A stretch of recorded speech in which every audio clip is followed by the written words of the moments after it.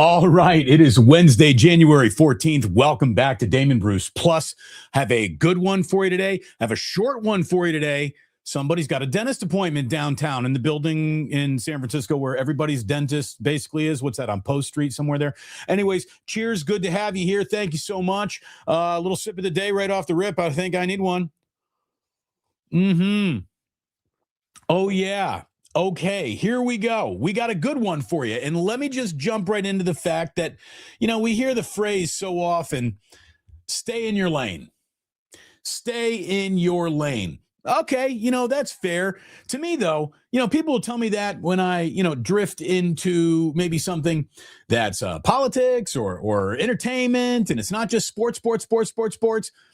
That to me is not a stay in your lane situation. I'm an opinionist. This is what I do. I'm a commentator. I can comment on anything. That is my lane. I comment on things. To me, stay in your lane, as far as I'm concerned, applies to do what you do best. For example, during COVID, I know everybody kind of fell into their own little, this is the habit I'm doing or the thing that I'm trying to learn to just get you through it all. And a lot of people started making sourdough bread, and you need a sourdough starter. And I'll be honest with you, I did bake some bread during COVID, but I never made sourdough bread. Why? I live here in San Francisco. I'm surrounded by the experts in that category. That's what matters to me. Again, there's no sourdough bread I'm going to make that's better than the sourdough bread that's all around me. Leave it to the experts. As someone who is now a content creator, for the lack of a better description, I don't try to do breaking news. I'm not a breaking news guy. I'm not trying to be first with the story. I'll react to a story. I'll give you my thoughts on a story, but I'm not trying to, the 49ers made a couple moves on their practice squad today. Let's lead the show with that. That's just not what I do. It's not who I am. Player you never heard of got cut to be replaced by player you're never going to hear about. That's not back of the roster news. To me, is not exciting at all. Some people live on that, and I don't begrudge them. It's what they do. It's what they care about. Now, the thing that I also don't do, because there are so many out there who do it better than I, is film study, film breakdown. I think that it's really interesting. I watch an awful lot of it, but I don't pretend to do it because it's just not what I do. But man, there's something I got to show you today. And it is what someone does for a living. Ted Wynn, who is a senior writer for The Athletic, is a film breakdown guy. I've had him in my show in the past. I met him on Radio Row. Just a great guy. Watched his career really build from someone who wanted to get into the business to someone who's now in the business, and I think one of the best at it. And I want to get to that in just a second. But what I do is share video that I just think is extraordinary, and I want to share some of that with you right now. I've got a catch that is an angle of the Christian McCaffrey catch that I have to show you. By the way, I've already put this on YouTube as a short, and it's got nearly 300,000 views in less than 24 hours. And let me just show you this angle of McCaffrey's catch from the pass thrown by Juwan Jennings. Look at this. You can see the ball against the scoreboard, where it starts, where it finishes. It is unbelievable. That's by Christian McCaffrey. His adjustment on this ball is spectacular. It starts over his left shoulder. You can see his entire catch radius comes around to his right shoulder. He's looking over both shoulders. He twists his entire body to make this catch. He is at full sprint. This is an incredible throw by Juwan Jennings, but you really look at it from this angle, it's something else. It's really, really something else. By the way, David said, that's what brought me here. Perfect timing. David, I'm glad you're here. Welcome. Please like and subscribe. It's great to have you. I'm going to show you the video that I'm really talking about. That catch was life. Thank you, Red Jet. It was extraordinary. Absolutely extraordinary. Hold on, let me turn this off so we don't have the humming crowd there behind you. Okay. We're going to get into some video here in just a second. But first, we do have to thank our sponsors. As always, it is great to have my man Ike serving up something very, very special for the upcoming big games that you're going to be watching. Ike's is a catering promotion of $49 off any order over $250 or more for NFL playoffs. Guests that order catering between now and February 8th, you can place your order at any time. Receive $49 off. Use promo code SAVE49. SAVE49 will get you $49 off any catering order over $250. And like I said, you know, wings and pizza, those are always at the party. Show up at a party with a whole bunch of Ike sandwiches. You will be a hero, an absolute hero. So go ahead and do that. And if you just want a sandwich for yourself, will you make sure you sign up for that Love Rewards program? And boom, you will be set up with a free sandwich when you sign up, prizes, purchases, drinks, chips, all that good stuff that you want when you're ordering sandwiches.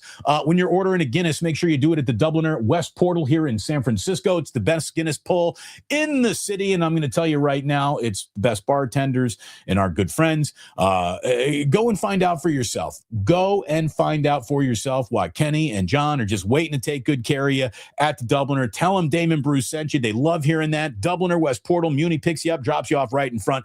Absolutely nothing to worry about. And of course, when you're making some plays for the NFL playoffs, do it over on Sleeper. It is the best app you're going to find out there with incredible odds. You can arrange huge payouts. You got all sorts of bonus boosts and parlays that you can make over on Sleeper. Use promo code Damon to get a $100 deposit match up to $100. Again, click on the link that is right in the description of the very video that you are watching right now. So look, that was an incredible catch by McCaffrey.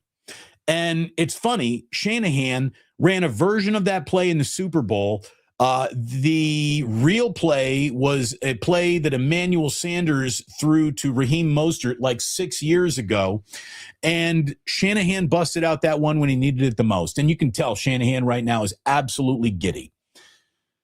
A lot of people will watch a game like that season finale against the Seattle Seahawks where the 49ers were unimpressive, and they're going to say, well, it's time to revoke Shanahan's offensive genius card. Where's the offensive genius? Where is it? If you don't understand implicitly that any day a football team can show up and have a bad day, a bad team can show up and have a very good day, past performance is not indicative of future results, you just don't understand what you're looking at. And for Kyle Shanahan, when you hear him referred to as a genius offensive play caller, we got a little bit of an example to show you here. It's not one that I came up with myself. I want to go to some tape that Ted Wynn put out here, and it's going to show you how things get set up by the chess master, how everything you are looking at isn't necessarily related to like, okay, Kyle gave this team a look in the first quarter. He's going to give them the same look in the fourth quarter, but there'll be a wrinkle and that will be different. That's not nearly enough in the NFL. That is a high school offensive genius. You're going to see something in the first quarter. You're going to think you're seeing it again in the fourth quarter, but it's really just setting up something else. There is so much tendency study, film study in the NFL by everybody in the NFL that Shanahan is setting stuff up from weeks ago. He'll show you a tendency. He'll lean into that tendency. And right when you think you actually are onto the guy, he does something different. And here is a perfect example of that. I want to thank Ted. I didn't ask his permission to use this, but I think he won't mind at all. He loves educating football fans and talking about what really matters, right? And hold on here. Wait. We got let me look at this. I made that too big, way too fast. Let me make sure we are here. Boom. Okay. This is a breakdown of something that Shanahan had been setting up since Indianapolis. And by the way, I congratulated Ted on this incredible video that I'm about to share with you. And I said, man, he's been setting that up since Indy. And he said, actually, he's been setting it up since a Giants game way earlier in the year. But this is 1 minute and 22 seconds of film study that every 49er fan needs to see to appreciate the levels of genius that Kyle is really throwing at the rest of the NFL. Here we go. To Christian McCaffrey was the result of one of the best play calls of the season by Kyle Shanahan. Let's go back a few weeks against the Colts. You're going to have a receiver motion across the formation in the red zone. And Christian McCaffrey is going to work his way through the line across Brock Purdy and run into the flats. He's going to get matched up with a linebacker. There's some traffic there, and he gets open for the touchdown. Fast forward to this week, you're going to have another cross receiver motion in the red zone. Christian McCaffrey is going to work his way through the line of scrimmage across of Brock Purdy's face. And this is a perfect call for what the Eagles are playing. They're playing lurk, which means Nakobe Dean and Zach Bond are playing inside and outside of McCaffrey. But because McCaffrey is going towards the left, Dean is going to take him, and Bond is going to drop out and be the robber inside.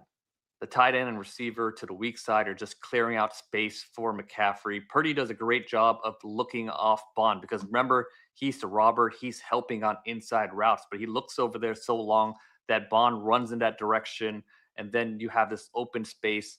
And there's no way Dean can anticipate this because you never get an in-breaking route with a running back running across the formation like this. But it was a great design. It's risky because it takes some time, and it was just perfect execution by Purdy and McCaffrey, and they win the game from this play. I mean, that is an incredible breakdown by Ted, if you don't mind me saying. And what you're looking at there is something, if you remember enough about this season, maybe the most wide open touchdown of the year was Christian McCaffrey in the flat in the corner of the end zone at Giants Stadium or MetLife, whatever the hell. They were playing the Giants. And it was as wide open of a touchdown as you're going to find all year long. So the Eagles are all over that. And you saw how they were playing McCaffrey to go to that flat. And what does McCaffrey do? He busts it off into a Texas route, and he comes back in. And Ted will even say, you don't see a lot of running backs do that. And it's just brilliant. Shanahan was showing that play earlier in the season. He put it on film again in the Colts game. Vic Fangio is the smartest, most experienced defensive coordinator pretty much in the NFL. And Shanahan absolutely abused him on that one play because he broke his tendency and came back in. That to me is some next level coaching. So the next time a Yahoo who wants to tell you, well, the 49ers didn't score very many points, tell me why Shanahan's an offensive genius. Show them that. Show them that. I think Kyle Shanahan is reinvigorated right now as a head coach, and he's very, very excited, and he seems light, he seems airy, he seems bouncy. Like I said, the presidency doesn't age men quite as fast as NFL coaching does. Go take a look at Shanahan like 9 years ago, the day he was announced for the job. He looks like a prepubescent boy compared to the grizzled old man that he is now. But boy, he's smiling ear to ear. I have not seen him as happy in a post-game locker room as he was in that Eagles post-game locker room. And I think there's an awful lot of house money following the Niners up to Seattle, and they're going to play some footloose, fancy-free football. First of all, that Seahawks run defense, it's everything you heard about. It is a monster. They are top 5 in basically every single stat a run defense can actually get a score in. They're top 5 in EPA. They're top 5 in DVOA. They're top 5 in run type defended. They're top 5 in success rate. They do it all. But the 49ers offensive line, I think, is going to be a whole lot better than the team you saw in the regular season finale. And that's because Trent Williams is reporting for duty. Akash Anavaranthian, another good analyst who I enjoy his work very much. He's been on the channel. Shout out Akash. Week 1 with Trent Williams on the field, the 49ers had 7 carries for 43 yards, a 6.1 yard per against rushing average behind Trent Williams. In week 18, Austin Pleasance started that game. The 49ers had 5 carries for 14 yards running behind Austin Pleasance. That is a huge difference maker. And there, again, tendencies don't follow you from one game into the next. Momentum doesn't follow you in this league like it does for a college team or a high school team, and you're just stacking win on win. Any given day, you can go out and get clocked by anybody in this league, which is another reason why the Niners' season schedule, those who wanted to say it wasn't very impressive, and at the beginning of the year, you were right. You turn around and look at it, and hey, that's a middle-of-the-pack schedule that the 49ers played. The strength of schedule was silly looking at the beginning of the year. This is like the easiest NFL schedule any team has had since blah, blah, blah, blah, blah, blah, blah. Well, when it's all said and done, you look back at it, it's a middle-of-the-pack schedule. Again, 3 NFC West teams make up the 4 remaining playoff teams in the NFC. So don't tell me it was easy. It wasn't. It wasn't easy. The Niners got through it by the hair on their chinny chin chins because of how banged up they were. And let me tell you where we are with Brock Purdy. Brock Purdy in the postseason. So you want a little tendency? What is past his prologue? You want to hold on to that? You think that's true?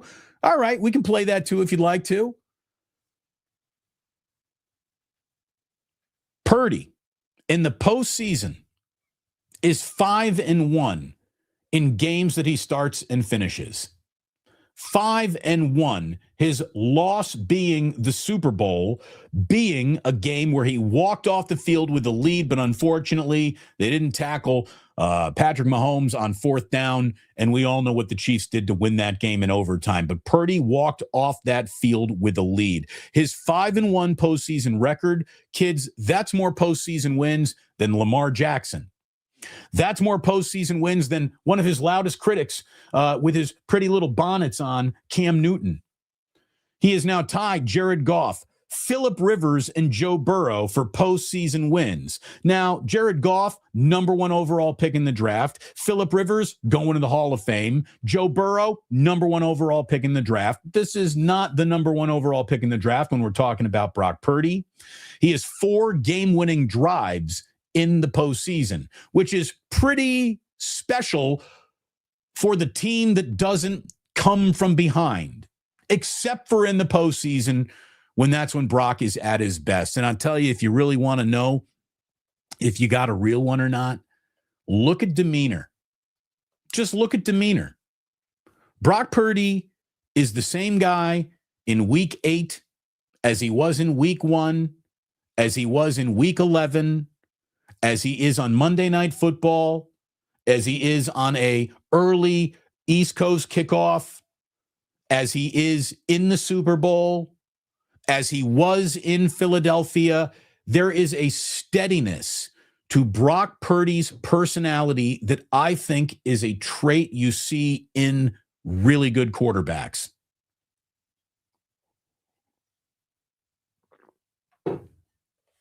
And because of that, with a win in Seattle, the 49ers are going to be the first team in NFL history to advance to 20 conference championship games. If they beat Seattle, this will be their 20th NFC title game as a franchise. They have won 7 consecutive divisional round games. Shanahan has never lost in the wild card. Shanahan doesn't lose in the divisional round. He's given up an NFC championship game, and we know what happened in a couple of Super Bowls. But again, it's not like he was in Super Bowls against a team that was lucky to be there. He was in Super Bowls against an all-time historically significant Kansas City Chiefs team. It's when we talk about dynasties throughout decades, it is the Steelers back in the 70s, and it was the Chicago Bears when, before they invented color television. But it was the Steelers back in the 70s. In the 80s, there is no doubt it was the 49ers. That drifted into the 90s. In the 90s, it became the Patriots. That drifted into the aughts, and then that drifted into the Kansas City Chiefs. And here we are. Here we are now in a year where it does feel wide open. And the only reason why Seattle, I think, is as favored as they are is to the near would have drowned any other coach insurmountable injuries that the 49ers have actually had. I do not love the Niners' chances but I'm not picking against them. I'm all done telling you it can't happen. I am. I'm all done telling you it cannot happen. This is a team that just keeps on coming. And I think one of the biggest reasons why they looked so helpless against the Seattle Seahawks in the regular season finale is Trent Williams wasn't out there, and Trent Williams is going to be back there. Another thing that I think you will see just different in this upcoming game, and this is why, can Ricky Pearsall get out there? Is it time to have Jordan Watkins just run a freaking go route to pull some coverage off? Like, whatever you need to do.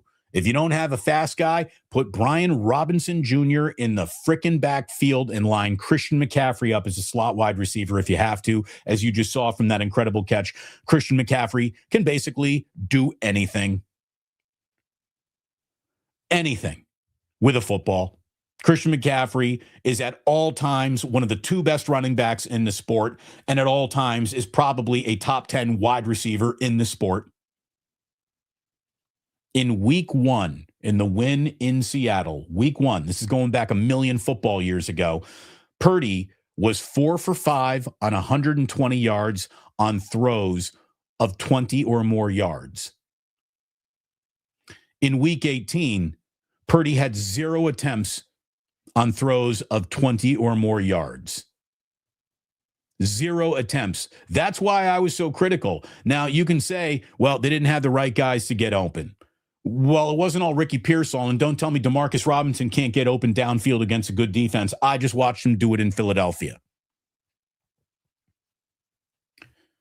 That was a scared money, don't make none game plan. Now you're playing with house money, so there's no reason to be scared of it. I think the pressure of the 1 seed did get to the Niners. I think the absence of Trent Williams was easily felt by that Niners offensive line, which got gashed. And I'm going to tell you, they will give up you just got gashed plays this time around in Seattle. That is how good that Seahawks defensive line really is. Again, they are top 5 in everything that matters against the run. Everything that a defensive line can be measured in as, are you good at this, yes or no? The answer for them is a resounding yes. But the Niners are going to have a shot in this one. Absolutely no doubt about it. Write it down, underline it, mark my words.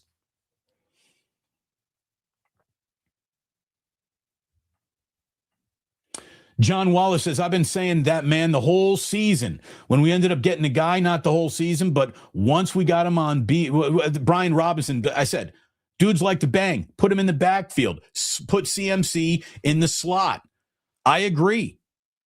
I absolutely agree. And CMC is, we can talk about how Purdy's very good and very special and how good Kyle Shanahan really is at his job. There's no denying that. And George Kittle, first ballot Hall of Fame tight end, who unfortunately ain't going anymore. Christian McCaffrey, since coming into the league in seasons he's been healthy, was never anything further away from the 5th best player in football in any of his seasons. This guy is a first ballot Hall of Famer, like standing shoulder to shoulder with the all-time greats, with the Marshall Faulks, with the LaDainian Tomlinsons, with all of them. He is as good a two-way back as has ever played in the game. He's an all-timer. An absolute all-time talent in this league. And again, he catches everything thrown at him. And if he's getting tackled behind the line of scrimmage, it's because somebody didn't throw a block in front of him. If he gets blocking, Christian does something with it. Did you see the Niners bringing in a new tight end into the game? We need a blocking tight end in order to run the ball. David, I got an idea, and I don't know if they are going to go ahead and listen to me at all, okay? I wouldn't be afraid to line up Austin Pleasance at the tight end position And you're clearly not going to be throwing him the ball. But I think Austin Pleasance is a better run blocker than Luke Farrell. He's certainly a better run blocker than Jake Tongas. And I think you're going to have Kyle Juszczyk possibly lining up at tight end. And he is a dual threat, obviously. Speaking of Kittle, you are right. George's surgery is today. Steady be the doctor's hand is all I can tell you. That is a rough injury to recover from for anybody in sports, especially a football player. But it can happen, man. They repair guys in ways that was just unthinkable about a decade ago.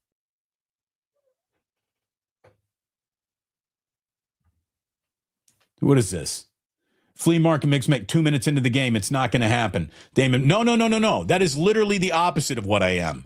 There are enough fans out there who will see the other team score on an opening drive and say this game's over. The Niners are trash emoji. Those are the weak-minded people that I am here to tell you, don't pay attention to them. This is why you need to keep your eye on this channel. Hit like and subscribe. This is why you need to be here for our watch party on Saturday at 5 o'clock when the 49ers are kicking off the divisional up in Seattle. We will be live and on the air, and I will be helping you get through this game. Red Jet, thank goodness for Trent, Juice, and D-Rob. Way to step up. Time to have a game of games.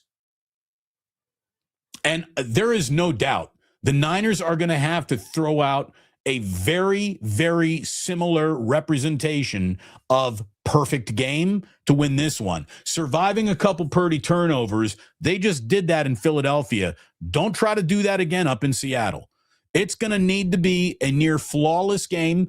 That applies to the fact that this team is not drawing a lot of penalties. They need to not have a lot of penalties once again. There's not a lot of margin for error in any of it. But that's the thing. That doesn't just apply to the frickin' San Francisco 49ers, by the way, in their current situation or any situation. There isn't a big margin for error applies to whoever you think the best team in football is right now. It applies to them. It applies to the Texans. It applies to the Rams. It applies to the Seahawks. It applies to the Bills. It applies to everyone. It applies to the Chicago Bears. There's no such thing as, yeah, let's make a lot of mistakes in a postseason game and see if we can get away with it. That shit doesn't exist for anybody. This is big boy football time, and I can't wait for this game. Anything can happen. Absolutely anything can happen. Thank you so much for being here. Hit that like button. Hit that subscribe button. And let me tell you, you're definitely going to want to be back here on Thursday. Doodoo Brown. Talking Doodoo Brown. It's your birthday. Luke Campbell is going to be joining me. We are going to be talking a lot of Indiana-Miami national championship game, but I promise we are going to have an interesting discussion with a very interesting guy who is dialed in the world of football as much as more than you could ever expect. Uncle Luke is a hell of a football fan. I believe he's a football coach. He is an advocate for so many kids down in South Florida, and I am looking forward to it tomorrow. Doodoo Brown. Oh man, I'm telling you, if you would have leaned over to 15-year-old Damon and say, in your career, you will befriend Fife Dog of A Tribe Called Quest, and then eventually get yourself into a situation where Luke Campbell is coming on your show ahead of an Indiana national championship game, I would have been, no, that's not going to, it's happening. It is happening tomorrow. By the way, don't expect a prompt 11 o'clock. I've dealt with enough rappers to know that punctuality is really not a strong suit. So we will have an 11 o'clock start time, and hopefully we go right at 11, but we will be waiting for Uncle Luke to show up tomorrow before we click go live, and I'm really looking forward to it. And I need you to like and subscribe to make sure that you're back here for Luther Campbell of Two Live Crew joining this show tomorrow. And yes, indeed, Sean. Oh, excuse me. R.I.P. Fife Dog. Somebody wants to know, when's the next show? We go live at 11 a.m. West Coast time, Monday through Friday, pretty much by the book. Sometimes it doesn't happen, but that's because I had something else to do at 11 o'clock. We are normally here, and this is why you got to hit notify, and whenever we go live at all, you will be notified about that.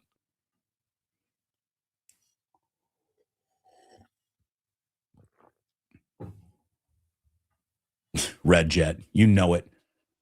You know it. All right. Smiley Dan, I'm excited for this. Hey, let me tell you why I really like Uncle Luke, and we're going to talk about this. In my lifetime, it's hard to find an example of a greater defender of free speech than Luther Campbell. Whether you liked his music or not, or what he said in his music or not, they tried to arrest him for his art. As someone who works with a microphone and has been talking extemporaneously into a microphone for the better part of 2 decades, I am a free speech absolutist in a way that only Elon Musk and those cronies pretend to be. Free speech to me is America. It's the most important thing in America. And as you can see, it is being suppressed in many, many places. So this is, to me, Luke Campbell is the rap equivalent of an old comedian whose name was Lenny Bruce. No relation, by the way. I'm not related to Lenny Bruce in any way, shape, or form. But Lenny was arrested for doing avant-garde comedy in the 50s and in the 60s. And he free speeched himself out of trouble. And this, to me, is what Luther Campbell did. This man was the first guy to ever have a warning label slapped on his album cover. He was arrested. There were record dealers and people who ran record shops who were arrested for even selling 2 Live Crew albums.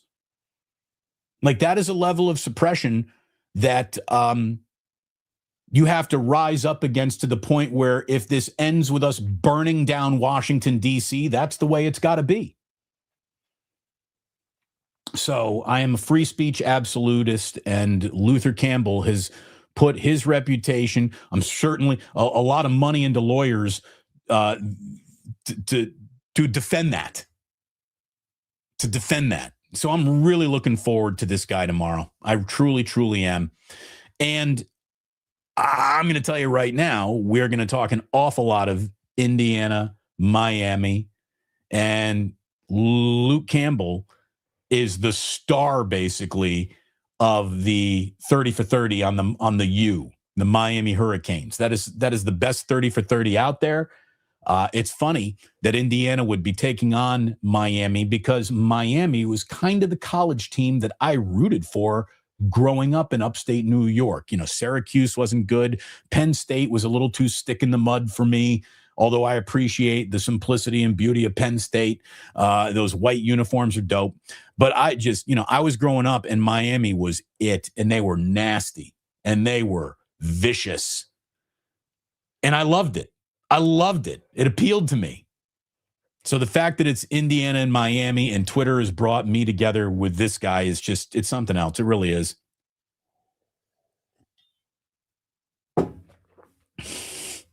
SF Indigo, all because of Tipper Gore. Yeah, seriously. You never want to take cool advice from a chick named Tipper. What a stick in the mud. I guarantee you Tipper Gore gave terrible blowjobs. Terrible. Okay. On that note, again, it's a good thing free speech is out there, because I really don't know what's about to come out of my mouth. That's what Tipper Gore said. Anyway, Warriors finally got past the Blazers last night. I got a dentist appointment. We are in the last lap of the show today. Warriors finally got past the Blazers last night. Let me just say, Melton's playing some really good basketball. Last handful of games, DeAndre Melton has been playing very well. Steph was not very good last night, but on the way to not being very good last night, he sets an NBA record for most recorded made three-pointers against one opponent over the course of a season. They've already played the Trailblazers 4 times. Last night was the first time they had beaten the Trailblazers. They're 1-3 against Portland, which is shameful. But Steph has made 33s against the Trailblazers. It's the most recorded against any one single opponent in NBA history. Tomorrow, Golden State should finally get past this Kaminga disaster. I can't wait to see what the return is. I'm just going to tell you right now, they took Jonathan Kuminga, the Warriors did, as a project, and everybody gets a failing letter grade in this project. Kuminga, we can question his maturity, and we can question his coachability, and that's on him. But everything else is on this team. It's on the coach. It's on the lack of awareness or the guts to pull a trigger on a trade that should have happened 2 years ago. Twiddling their thumbs, hoping the square peg would fit in the round hole. And it's amazing that they couldn't get him to do the things they needed to be comfortable. And you can say, well, that is Steve being just, Steve is looking for perfect and let pretty good pass him by. I would agree with you there. I think the fact that Jonathan Kuminga couldn't get minutes on this team is an indictment on how stubborn this team can be. Kerr specifically. Well, he didn't play well with Steph Curry. Well, there are an awful lot of people, or an awful lot of minutes, I should say, that aren't even Steph Curry minutes. How come Kaminga can't survive in those minutes? By the way, we had a super who came in from Sean, Vegas sites, Sean Vegas Knights, pardon me, says, Seattle overconfident, and that will be their undoing. I think Seattle's well coached and smart enough to know you don't be overconfident against anybody. I don't think that's going to do it. Now, don't look at Seattle fans as the example of the team being overconfident. There are a whole bunch of cocky Seahawk fans out there that'll tell you, oh, yeah, blah, blah, blah, blah. I don't think Seattle's going to come into this game with anything other than their fists balled up to throw their best punch at the 49ers, and the Niners better be able to be braced and take it. I think Eric Kendricks at linebacker is going to help them an awful lot.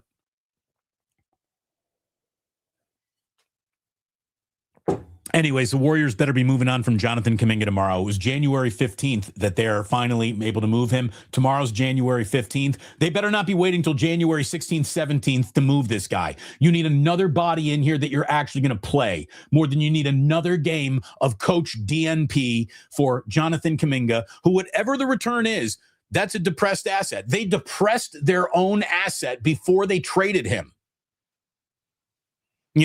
Plus he's got knee tendonitis. That's a depressed asset. The Warriors, I believe the French word is fucked this up as much as possible. And they did. They did. Well, hold on here. I got Otis saying if Kaminga balls out elsewhere, that's on Kerr. Yeah, I think it is. I think it is. And by the way, expect him to be a really good player in a much more NBA system, wide open NBA system than what the Warriors run. Again, the Warriors are running a system for a team they had 4 years ago, but don't have now, which is a big problem with Steve Kerr and his coaching this season. Kaminga can't even get garbage minutes right now. Well, that's because his agent told him, you're not playing.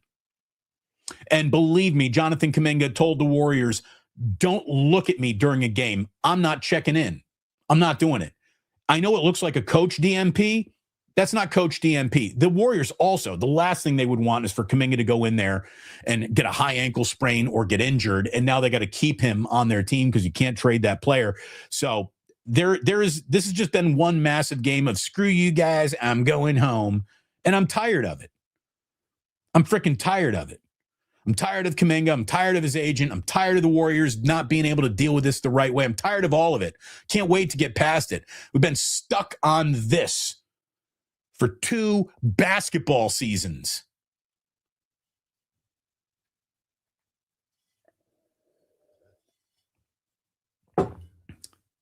I know it's good for you, but I know when the dentist takes out that scraper and just,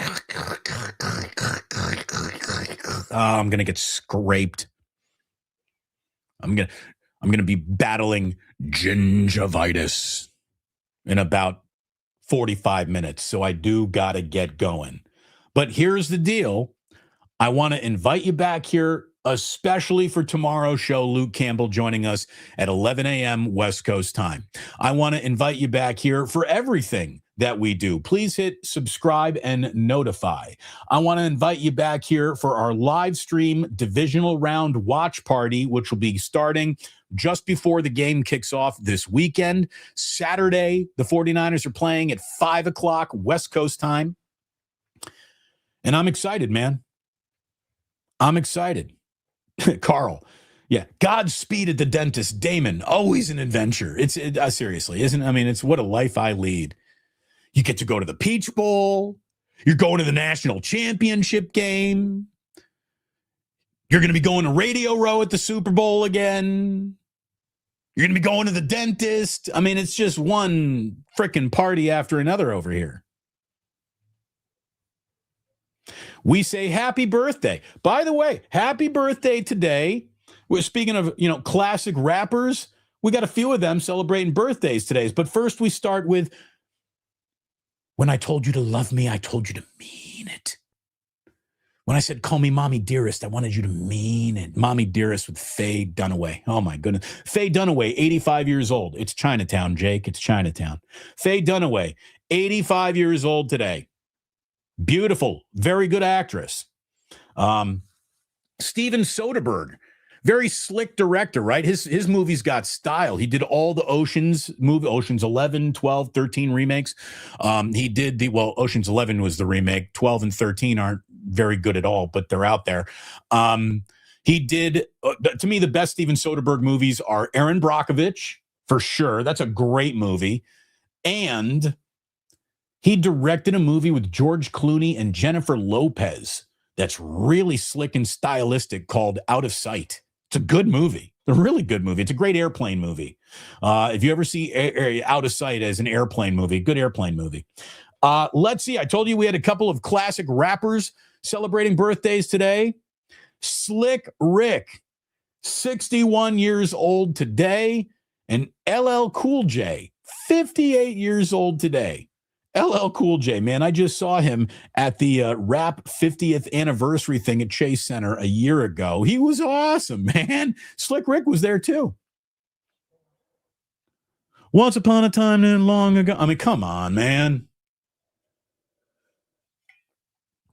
Happy birthday to former Nirvana drummer and now frontman for the Foo Fighters, David Grohl. He is 57 years old. And Jason Bateman, also 57 years old today. Happy birthdays all around. It's one of those rare birthdays where everyone's celebrating a birthday today who's famous. I like them all. Today, in 1690, the ultimate "you're not going to be dating anybody" instrument was invented. There's no instrument, I think, in musical history that has pulled less ass than the clarinet. The clarinet was invented in Nuremberg, Germany today in 1960. Today in 1784, the Continental Congress ratified the Peace of Paris, which formally ended the American Revolution. And by the way, we might need another one of those soon. Don't tell me to stay in my lane. I'm not doing film breakdowns for you.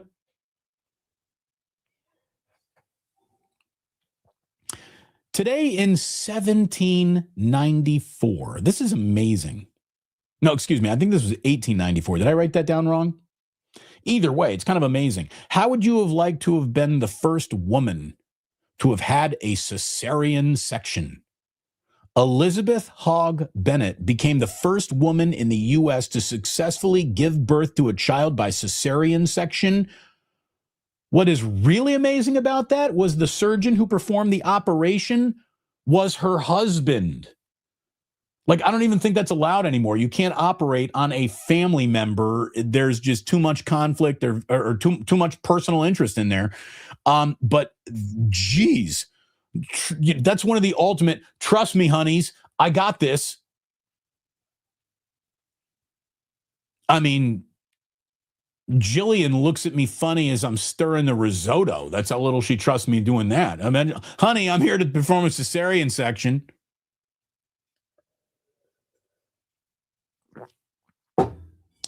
Today in 1914, Henry Ford opened his assembly line Model T factory. Yesterday, the President of the United States gave a worker the finger at the Ford factory for yelling, "You protect pedophiles," which is funny because he does. Today in 1952, NBC's Today Show debuted. In one of the all-time, nice polls, today in 1954, New York Yankee Joe DiMaggio married Marilyn Monroe. How about that? The Yankee Clipper officially clipped a good one right there. Marilyn Monroe. You want to talk about this is going to come to a screeching halt when that person leaves the band? Today in 1970, the Supremes staged their final concert with Diana Ross, who left the Supremes for a solo career.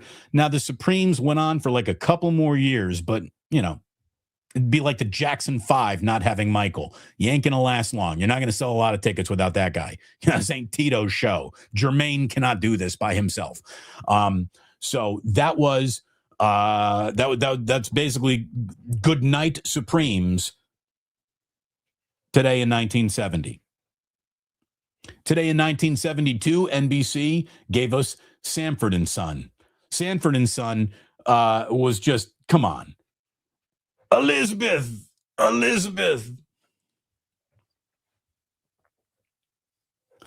Today in 1973, the Miami Dolphins completed the first undefeated season in NFL history by winning Super Bowl 7. They won 14-0, in the regular season, then won all 3 of their postseason games, including Super Bowl 7 against the Washington Redskins to finish 17-0. That's a hell of a record. I mean, it stands to this day. It does.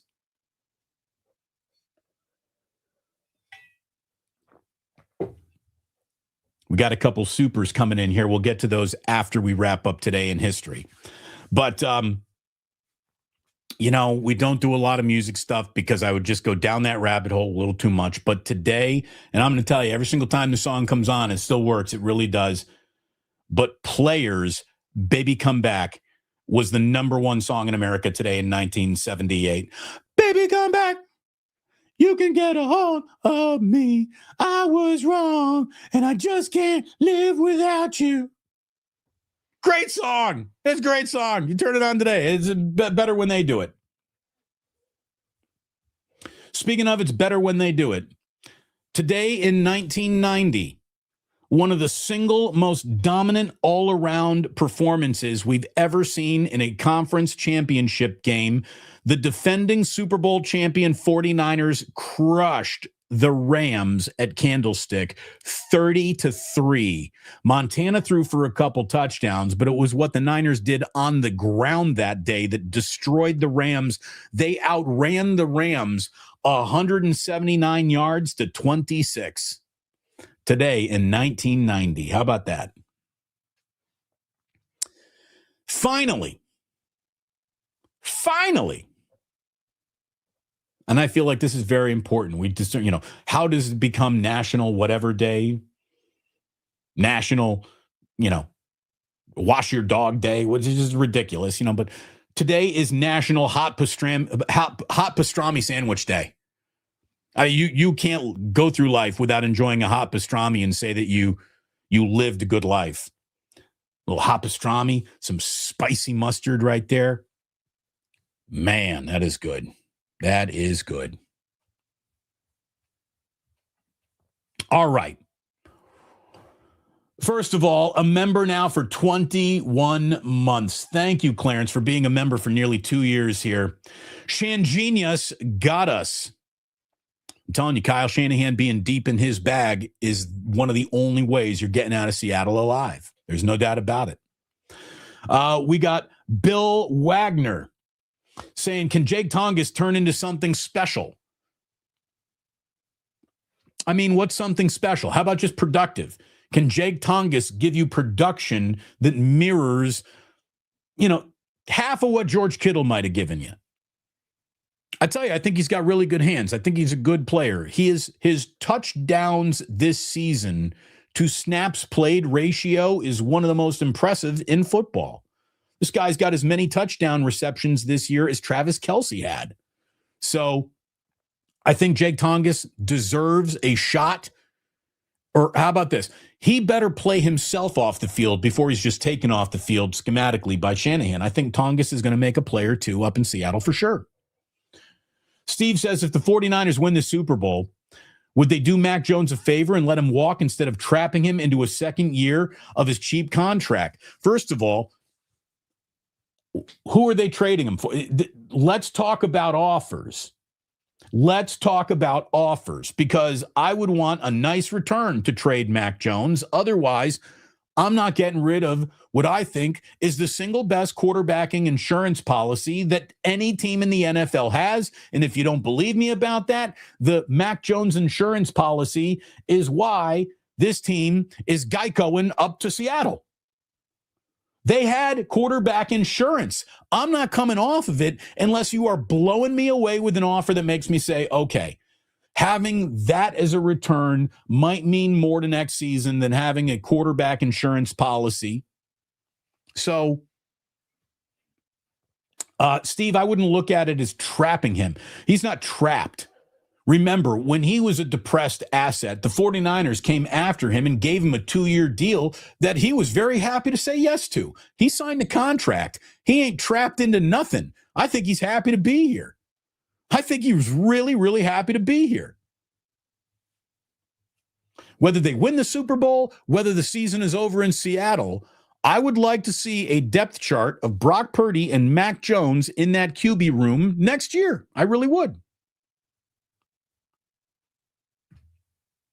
Just a drop in the bucket. Good luck at the dentist. Wow, open wide and say ouch. No doubt it, Barry. Thank you so much. By the way, Barry, I'm so happy to share with everyone. He DM'd me to let me know. Cancer-free. My man had a brain tumor removed. Cancer-free. Barry, that's one of the best DMs I've ever got. I'm very happy to share that with everybody. So happy. Damon, don't ever sing again, but for the jar. Thank you, Lick Scorpion. I will try to keep it to myself for the most part going forward. No promises will be made. But man, oh man, oh man, oh man, it was so great to have you here today. It was so special to have you here today. So special to share that news about. Give Barry some love here. Give Barry some love. Barry in Memphis, his wife, Mary. These are beautiful people. These people, they've been supporting this channel from a great distance since we launched, and I so appreciate it. I appreciate all of you for being here. Hit like and subscribe. Come on back again tomorrow. I will preview by just letting you know, tomorrow's show, Doo-Doo Brown. Pop that playbook. Pop that playbook. Cleaning it up for the kids. Thank you for watching, and remember, sports don't build character, they reveal it, and like that, he's gone.